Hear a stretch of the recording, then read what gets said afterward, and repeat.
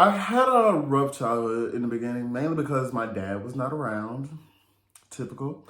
Hello, you guys. Welcome to my channel. If you do not know who I am or you don't know what I'm about, hello, my name is Quan. I'm gay. Obviously, Jesus. Yes, we're gonna start. Rising with you tonight is on a island. It's about time for waking up. Found you as Real talk. Yes, my name is Quan. This is not my first time having this channel. I just chose to get back into doing YouTube, mainly because back when I first started, I was young and I didn't understand life at the time. I didn't understand what was going on. Like, I was in high school doing the YouTube channel. Although it's nothing wrong with starting a YouTube channel in high school. It's just that you have to have an understanding of where you're coming from when you're doing these videos. This roughly I would say my experiencing of me truly coming to an understanding of what I was feeling at the time. I had a rough childhood in the beginning, mainly because my dad was not around. Typical. My dad was not around, and it was low-key hard to deal with in a way.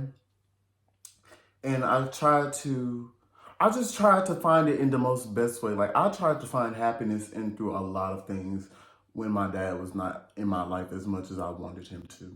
And so my mom, her being a single parent of two kids, me and my brother, she also felt as if, she had to give more love to me, mainly because my dad wasn't in my life. And my brother, his dad was in his life. And so it was kind of hard to just acknowledge the fact that, wow, I don't have my dad in my life. And I think that's what kind of pushed me more into not understanding more of myself. I can't say much because I'm young, he's grown. I don't want to disrespect anyone. My mom has always taught me, regardless of anything that I'm going through, I can't disrespect no one. Disrespect is so offline. I don't do that. And so it came more towards like my 8th grade year of when I started venturing out, trying to understand myself more. My best friend, Fat, and I love her. She really kind of was there for me in all my situations. Like, I just truly love her. And so one day, I told her about my livelihood and how everything went and stuff like this. She like, oh, okay. She, like any normal best friend, they're going to tell you what you need to hear and stuff like that. Or they're going to tell you what you're probably feeling in that moment, trying to be like, comfort your feelings. And I truly appreciate her in so many ways because I was too down to like understand what is it that I want for myself. Like, my dad and we've had conversations over the past and stuff like that, but it never helped. Like, it just never necessarily, it never just gave me anything that I needed. It never like gave me any type of moment. Cause I was just like, he's blaming me for certain things, saying that it was my fault that we were never close. Like, you're telling a 12-year-old, and if I'm not mistaken, I think I was 12. You're telling a 12-year-old it was his fault that we were never close? Okay. Alright. My mom started questioning me about certain things. She was like, do you like boys? Do you like girls? And I'm like, not me even realizing that deep down inside, I like boys. It was kind of hard for me to just come out and say it. And so my mom, she just brushed it off. She was like, oh, okay. I was just saying, because you act flamboyant and stuff like that. You do these certain little things. And so I would just be like, girl.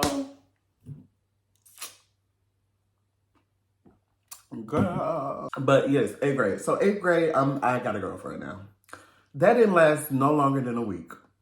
And so I'm just like, okay, this is fun. I got a girlfriend. Like, this is the beginning of the week, Monday, when we were all at school.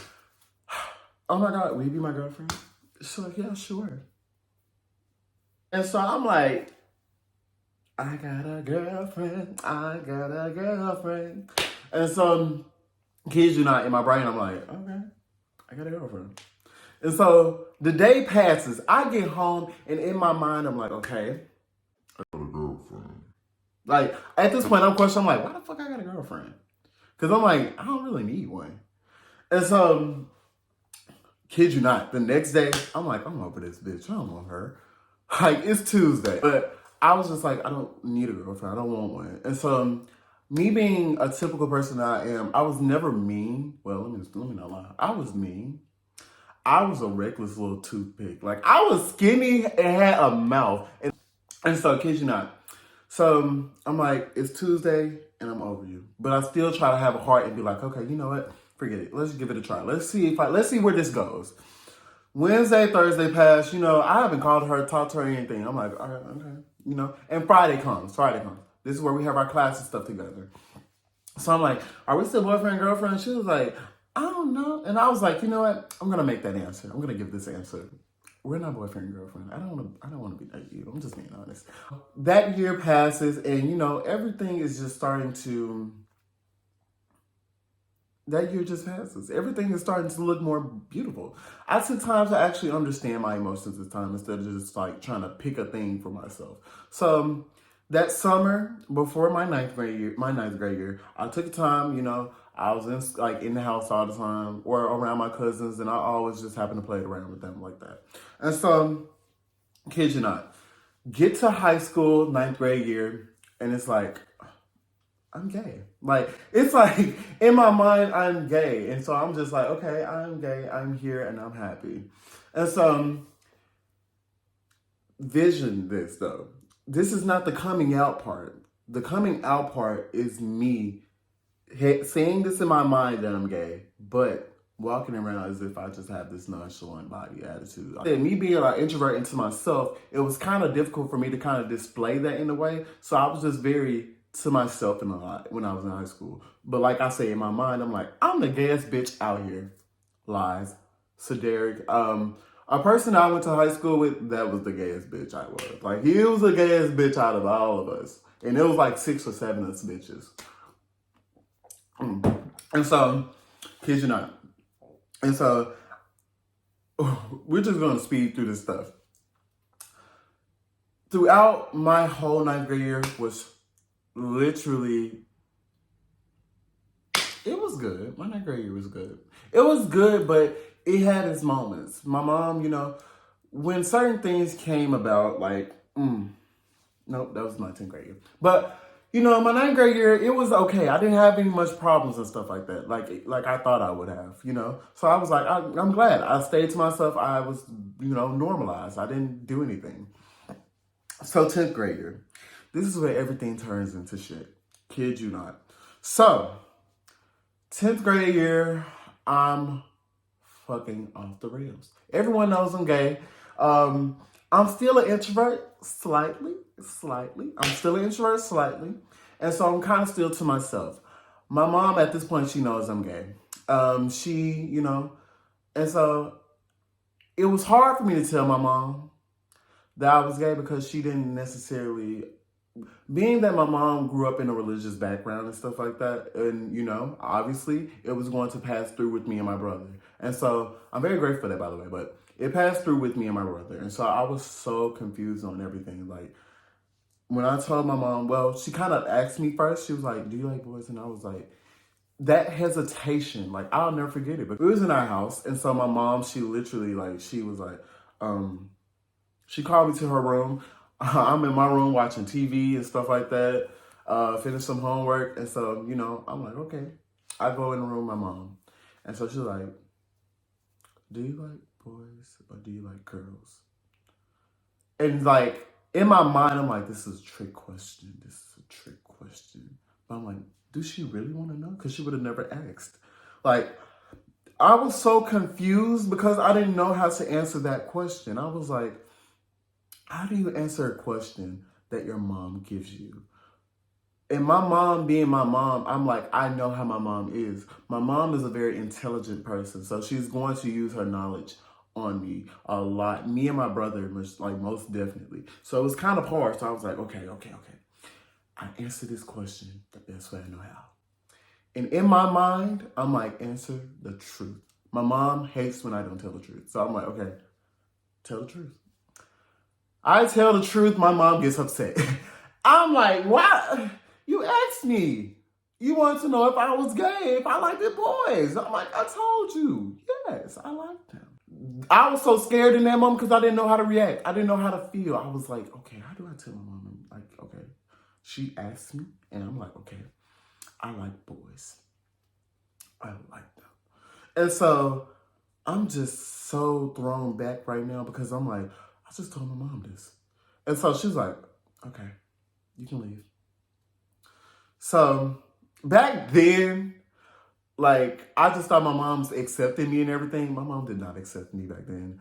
And so it's crazy because she told me this now. She told me this, not this year, last year, 2020, how hard it was for her to accept it. Like, she cried, she prayed. Like, literally, when I was asleep, my mom would pray over me and, like, ask God to deliver me, like, have the demons and stuff like that out of me and stuff like that. And so back then, like, I was asleep. And so now I'm like, when she's telling me this, I'm like, are you still doing this?